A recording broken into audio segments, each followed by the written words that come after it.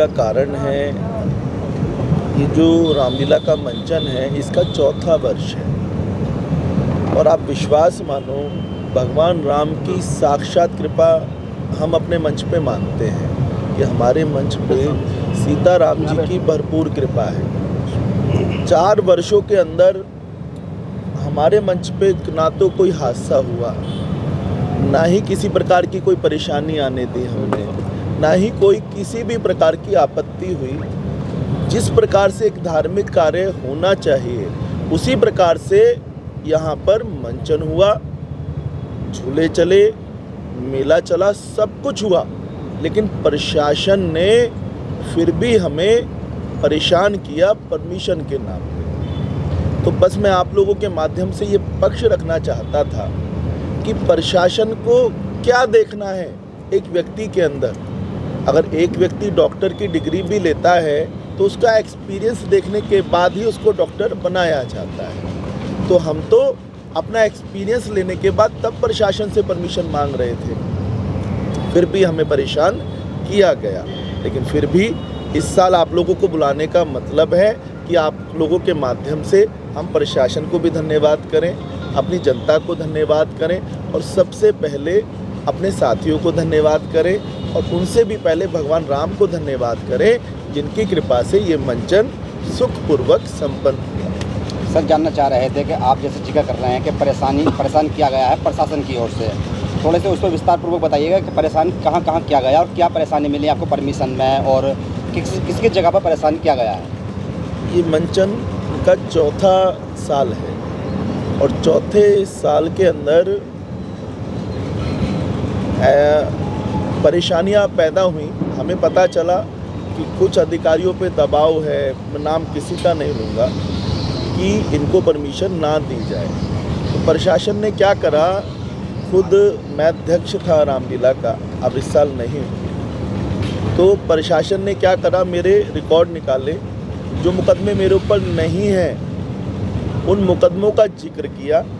जो नहीं है मुकदमे मेरे ऊपर, कुछ मुकदमे हैं क्योंकि मैं प्रॉपर्टी का काम करता हूँ, मेरा प्रॉपर्टी का व्यापार है और अपनी प्रॉपर्टी, अपनी चीज़ की रखवाली करने का अधिकार मुझे प्रभु ने दिया है, लेकिन मुकदमे दर्ज होना अपराध की श्रेणी में नहीं आता है। तो प्रशासन ने हमें परमिशन देने से मना कर दिया। मैंने कहा चलो साहब ठीक है, हमारे अंदर दिक्कत हो सकती है, हमारे पंडित जी के अंदर तो दिक्कत नहीं है, इन्हें दे दो। चलो जी, पंडित जी को भी मना कर दिया। तो चलो जी, पंडित जी भी बहुत गंदे आदमी हैं, हमारे कमल मेहरा जी को दे दो। ना जी, ये भी बहुत गंदे हैं, हम इन्हें भी नहीं देंगे। हमने कहा जी किसी और को दे दो। तो प्रशासन ने हर वो रास्ता अपनाया, पुलिस ने, कि हमें परमिशन ना दी जाए बिल्कुल भी। मतलब उन्होंने ये कह दिया कि अगर तालाब के अंदर एक मछली खराब है तो पूरा तालाब गंदा हो गया। वो भी खराब नहीं है तो मुझे अपराधी तो आप तब बोलोगे जब मुझे किसी में सज़ा हो गई हो, किसी केस के अंदर मैं वांछित हूँ, कहीं से भगोड़ा घोषित हूँ, रामलीला में नहीं चला पा रहा, मैं कोई गलत काम कर रहा हूँ। मैंने तो कोई गलत काम नहीं किया, उसके बावजूद भी मेरे ऊपर आरोपों की झड़ी लगाई गई। मेरे लिए थाने से एक इंस्पेक्टर ने पूरा का पूरा मेरे करेक्टर सर्टिफिकेट बना के भेज दिया। ये मुझे आज पता चला कि पुलिस करेक्टर सर्टिफिकेट भी देती है। एक SHO पर्सनल एक व्यक्ति का करेक्टर सर्टिफिकेट इशू करता है। तो इन्हीं सब चीज़ों को लेके काफ़ी विवाद रहे। फिर इन सब चीज़ों को लेके हम हाई कोर्ट गए और हाई कोर्ट ने उनसे वही सवाल किया कि चलो भाई बंसल जी में परेशानी है, मान गए, किसी और के नाम से दे दो भैया, तो समाज का कार्यक्रम है, बंसल जी के घर की बेटी की शादी तो नहीं है ना, समाज का प्रोग्राम है, ये रामलीला का मंचन है, समाज को संदेश देने के लिए है। तो फिर हाईकोर्ट की बात मानते हुए दिल्ली पुलिस ने हमें परमिशन दी। फिर भी थोड़ा जानना चाह रहे थे कि क्या इसके अंदर राजनीति षड्यंत्र रचा गया है पुलिस को आगे करके, या कोई आपका निजी ही झगड़े चल रहे हैं लोगों से। मैंने मना किया आपको, मगर फिर भी आपने पूछा है तो मैं बता दूँ, ये टोटल राजनीति थी, प्योर राजनीति थी, गंदी राजनीति थी, बहुत गंदी राजनीति थी। क्योंकि ये मंच दीपक बंसल का नहीं है। दीपक बंसल, मेरे से कहा गया इस्तीफा दे दो, मैंने 1 मिनट नहीं लगाया इस्तीफा देने में। मैंने कहा जी तुरंत मेरा इस्तीफा ले लो, मैं कौन होता हूँ सर, मैं तो राम भक्त हूँ, मुझे भगवान की सेवा करनी है।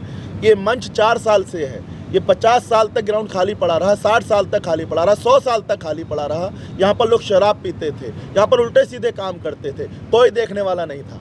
जब से यहाँ पे रामलीला का मंच शुरू हुआ, लोगों ने यहाँ गलत काम करने छोड़ दिए कि ये भगवान का मंदिर बन चुका है। सर ये समस्या इसी साल हुई है या पहले आपने आयोजन किए उसमें भी? बेटा सिर्फ इस साल, मैं आपको बताऊं, सिर्फ इस साल हमें ये समस्या हुई और इस साल हर वो प्रयास किया गया जिससे हमें परमिशन ना मिले, हमें हर वो परेशानी भुगतनी पड़ी जो हमें 3 साल तक नहीं भुगतनी। फिर भी हमने कुछ खबरें भी देखी हैं आपके जो खिलाफ चली हैं एक तरीके से, और रामलीला को लेकर भी सवाल उठाए गए हैं। इसके अंदर ये भी कहा गया कि भाई हाई कोर्ट की ओर से आपको बिल्कुल मना था।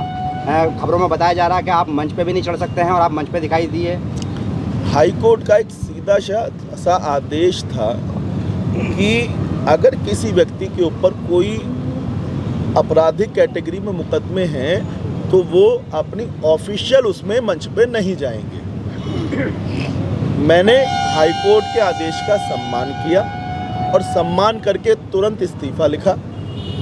इस्तीफा लिख करके मैं मंच पे गया ज़रूर, मगर भगवान की आरती करने के लिए, भगवान की पूजा करने के लिए, और एक भारतीय होने के नाते, एक हिंदू होने के नाते वो मेरा अधिकार है साहब। सर यहाँ बताया जा रहा है कि राजनीति को देखते हुए बीजेपी ने आप पे दबाव डाला था कि आप आम आदमी से भी जुड़े हुए हैं, तो इस वजह से वो सोच रहे थे कि टेक ऑफ बीजेपी कर लेगी इस मंच को, इसीलिए आपको परेशान करा जा रहा है। ये राजनीतिक प्रश्न है, मैं इसका जवाब मेले में नहीं दूंगा।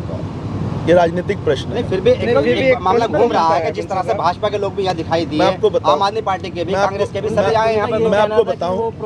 मैं आपको बताऊं, इस मंच पे इस साल बीजेपी के नेता आए, आम आदमी पार्टी के नेता आए, कांग्रेस के नेता आए, बहुजन समाज पार्टी के नेता आए, भीम आर्मी के नेता आए, और भी बहुत सारे दल जिनको हम और आप नहीं जानते, वो सभी आए और मैंने सबका सम्मान केवल एक राम भक्त के नाते किया। भैया इस साल की जो अध्यक्षता थी वो संदीप गुप्ता जी के नेतृत्व में थी। परमिशन जो आई थी मेरे छोटे भाई कमल कुमार के नाम से आई थी। मेरा भाई है छोटा, मेरे से कंधा मिला के चलता है हमेशा। तो साहब हम क्या गलत काम कर रहे थे? भारत कहते हैं एक देश है हिंदुओं का, भारत एक देश है मुस्लिमों का, भारत एक देश है सर्व समाज का। इसके अंदर सबको अपने धर्म के बारे में आचरण करने की आज़ादी है। तो हमसे वो अधिकार क्यों छीना जा रहा था भैया? हमने क्या गलत काम किया था? आप लोग मुझे बता दो। जब तक मान लो मुकदमे हैं, मान लिया मेरे पास होंगे 5-7 मुकदमे हैं मेरे ऊपर, मैं बिल्कुल मना नहीं करता, मेरे प्रॉपर्टियों से रिलेटेड मुकदमे हैं। अगर कोई मेरी प्रॉपर्टी छीनने जा रहा है तो क्या मैं उसकी खिलाफत ना करूं? और अगर मैं खिलाफत कर रहा हूं तो मैं बहुत गलत आदमी हो गया? ये कहाँ की बात हो गई भैया? इंसान अपनी चीज़ की रखवाली तो करेगा ना। और चलो मैं वो कर रहा था, मुझे सजा तो नहीं हुई किसी केस में, सब कोर्ट में पेंडिंग है, ट्रायल में पेंडिंग है, और मैं भगवान के राम के मंचन के लिए, पूजा करने के लिए लोगों के पास क्या करूं, कैसे करूं बताओ आप? कौन सा रास्ता अपनाऊं? तो मैंने हर वो रास्ता अपनाया। फिर भी मुझे लास्ट में कहा गया भैया आप इस्तीफा दोगे। मैंने इस्तीफा दिया और इस्तीफा दे करके मैंने मंच पर एक राम भक्त का रोल अपनाया। इससे ज़्यादा मेरी कोई औकात नहीं। प्रशासन पे गंभीर आरोप लगा रहे हैं, दिल्ली पुलिस से हुई है या डीडीए से भी हुई है? जहाँ तक कहना है डीडीए लैंड है। मैं आपको बताऊं, डीडीए लैंड से मुझे कोई परेशानी नहीं हुई। मुझे परेशानी हुई केवल पुलिस विभाग से। पुलिस विभाग के ऊपर क्या दबाव था, कैसे था, इन सब बातों की चर्चाएं मैं आपके सामने खुल के कर नहीं सकता, कि हम भी इंसान है साहब, समझौते से चलना पड़ता है। परमिशन मिलने के बाद पुलिस ने सुरक्षा व्यवस्था की? परमिशन मिलने के बाद पुलिस ने हमें पूर्ण रूप से सुरक्षा व्यवस्था भी दी, लेकिन उनसे ज़्यादा मैंने अपने वॉलंटियर लगाए, अपने बाउंसर लगाए, अपने गनमैन लगाए। मेले के अंदर एक दिन में मैंने 80-80 बाउंसर लगाए। हमारा मेला एक ऐसा मेला, आप मेलों में और जगह भी जाइए, आप देखेंगे आपको बाउंसर नहीं मिलेंगे, आपको लोगों की सुरक्षा नहीं मिलेगी। जब आप जाएंगे ना, वहाँ 2-4 हादसे ज़रूर हुए होंगे। आपने अपने मुकदमों की बात की है, लेकिन आपका एक ऑडियो वायरल हो रहा है किसी महिला के साथ मकान पे कब्जे को लेकर, क्या सच्चाई है? वो ऑडियो बिल्कुल फेक है। जिस व्यक्ति ने वो ऑडियो वायरल किया है, मैं उस पर मानहानि का मुकदमा भी कर रहा हूँ, और मानहानि के मुकदमे के अलावा उनसे पूछूंगा कोर्ट में जाके कि ये ऑडियो आपके पास आया कहाँ से, इसको आपने कैसे बनाया। तो ये जितने भी ऑडियो है, वीडियो हैं, ये सब के सब रामलीला से पहले ही क्यों वायरल की गई है? ये इसको फिर इसी का मकसद आपके हटाने का था। सवाल में ही जवाब छिपा है ना साहब, आपके सवाल में जवाब छिपा है सीधा सीधा। रामलीला से पहले, ये रामलीला के दौरान ही सबको याद आया बंसल जी बहुत गंदे आदमी है। उससे पहले तो बंसल जी बहुत अच्छे आदमी थे। सबको याद आया क्योंकि रामलीला छीननी थी ना बंसल जी से। रामलीला ऐसे लग रहा है बंसल जी की घर की बाप होती है, ये तो भगवान का मंच थोड़ी ना है ये तो बंसल जी अपनी चलाते हैं यहाँ पर। तो मैं किसी का सम्मान थोड़ी ना करता हूँ, मैं लोगों को पटका थोड़ी ना पहनाता हूँ, लोगों से आरती थोड़ी ना करता हूँ। मैं आपको बताऊँ, मैं खुला चैलेंज दिल्ली को भी सबको देता हूँ एक तरीके से। मेरा मंच एक ऐसा मंच है, अगर कोई नॉर्मल व्यक्ति भी आता है तो इस मंच पे आरती करता है साहब। रात को मैं खुद उद्घोषणा करता हूँ कि मेरे भाइयों आप मंच पर आओ, ये भगवान का मंच है।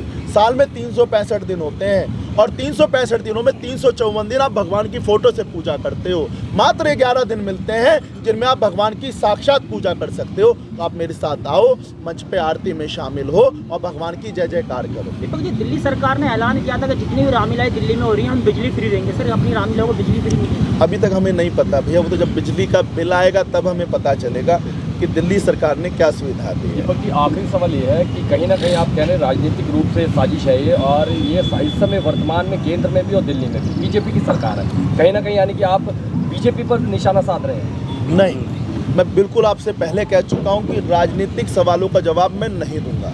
मैं बिल्कुल आम आदमी पार्टी का कार्यकर्ता था, मैंने बीजेपी या कोई दूसरी पार्टी भी ज्वाइन नहीं करी, लेकिन यहाँ पर मैं केवल एक राम भक्त हूँ साहब। मैं किसी पार्टी का आदमी नहीं, किसी पॉलिटिक्स का आदमी नहीं। मेरे भैया सोनू भैया बीजेपी के नेता हैं, लेकिन इन्होंने भी यहाँ पर सिर्फ एक राम भक्त का रोल अपनाया। यहाँ पर हर वो सेवा करी। हम लोग भैया सुबह आ जाते हैं ग्राउंड में, 7-8 बजे आ जाते हैं, रात को 3 बज रहे हैं, 4 बज रहे हैं, हमें नहीं पता कितना समय लगता है। ये बहुत मेहनत का काम है। इतनी मेहनत करने के बाद हम अपने आप को सफल तब मानते हैं जब भगवान सीताराम जी का आशीर्वाद हमें मिलता है, हमारे बच्चे स्वस्थ होते हैं और जनता को हम उनके आदेशों से, उनके आशीर्वाद से अवगत करा सकते हैं। चलिए, भविष्य की बात भी अगर सोच ली जाए, दीपक जी, अगर भविष्य की बात भी सोच ली जाए तो क्या आप मांग करना चाह रहे हैं, क्योंकि हाई कोर्ट और दिल्ली सरकार या यूँ कहा जाए केंद्र सरकार बहुत सिस्टम है जो कि जुड़ जाते हैं एक रामलीला कमेटी से, या ये यूँ कहा जाए रामलीला से, तो किससे क्या मांग रखना चाहते हैं आप? साहब, मैं तो कोई मांग नहीं रखना चाहता, बस यही कहना चाहता हूँ कि जब भी कोई विवाद होता है तो इंसान ना दोनों पक्षों को सुनता है। एक पक्ष ये फैसला नहीं देता, लेकिन हमारे साथ हुआ, हमारे साथ एक पक्षीय फैसला दिया गया। मान लो एक पक्ष ने आरोप लगाए, उसको मान लिया गया, जो कि आप लोग मुझे बता दो क्या ये तर्कसंगत है? मुकदमे हैं, मान लिया मैंने। मुकदमे क्या पिछले साल नहीं थे मेरे ऊपर?